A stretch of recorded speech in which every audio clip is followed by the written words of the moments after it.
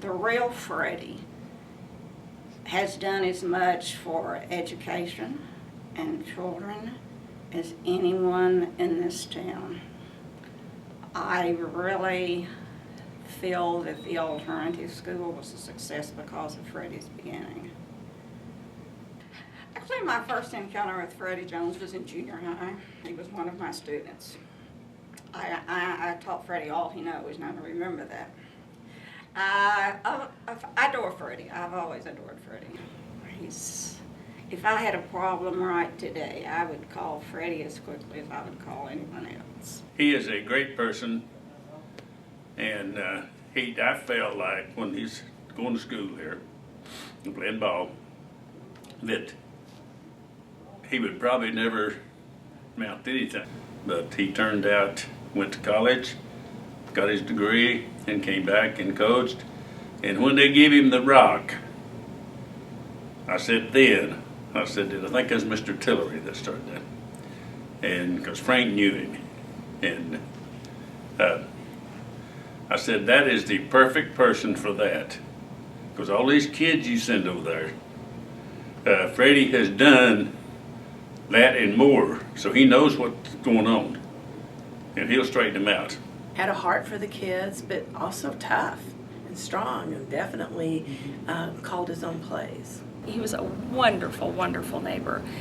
But that's Freddie. He's a wonderful person who cares about other people, I think, deeply. And as a friend, I know that if I needed something, all I'd have to do is call Freddie. I haven't seen him in a couple of years since I retired, but I know he'd be there for me because he's that kind of person that always has your back. And English teachers from Rogers High School told me many times when the assignment was given to write of a person who's influenced you the most, Freddie's name came up over and over, even though he had never been on staff at the high school. He was still influential with their thinking. As time rolls along, I appreciated Freddie's spirit. I appreciated his competitiveness, and as Marilyn said, he had a very good ability to understand what any situation might need sometimes. He had a rare ability to keep the team very loose. We had taken some kids, our students, to a field trip to Roaring River, and we were looking at the fish hatchery, and it was a lesson. It was a very interesting day, and it was time to get on the bus, and some of the kids were in the little gift shop, and so he started barking orders like coaches do. Get on the bus, get on there now, no dilly-dallying, it's time to go. And there were a couple of girls at the counter who were not responding. And he went over and he said, I said, get on that bus now. And this bus is not going to wait for you and your good time. We are going, and we are going now. And those girls' eyes got big as saucers and their jaws dropped. They actually started to move toward the bus, and I'm saying, Freddie, they're not our students. And before it was over, he had them laughing and smiling and joking, and they will never forget Freddie Jones. And that's kind of the impact he made on everyone.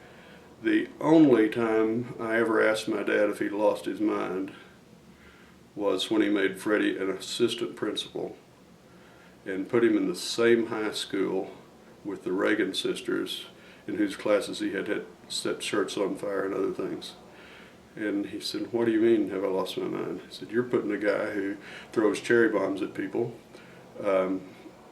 sets people's shirts on fire in class, skips out on a track meet, this, that, and the other, as an assistant principal to take care of troubled kids.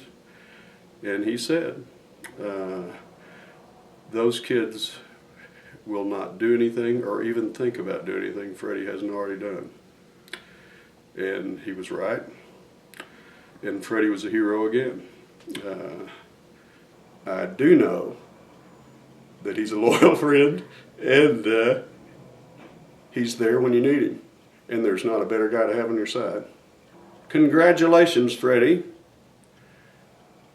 You turned out to be a good man no matter what they said. I'm proud of you, and I love you. Ladies and gentlemen, our 2015 Wall of Distinction honoree, Freddie Jones.